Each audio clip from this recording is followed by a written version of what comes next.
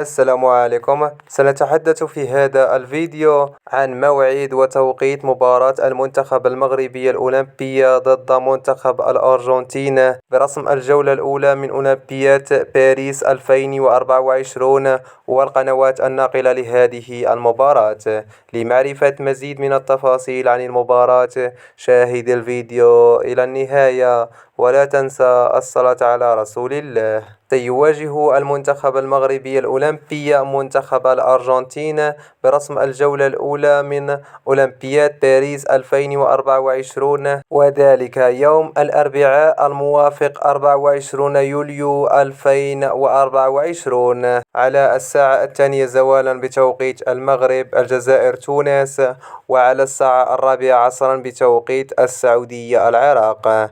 وسيتم نقل هذه المباراة على قناة الرياضية المغربية إن شاء الله.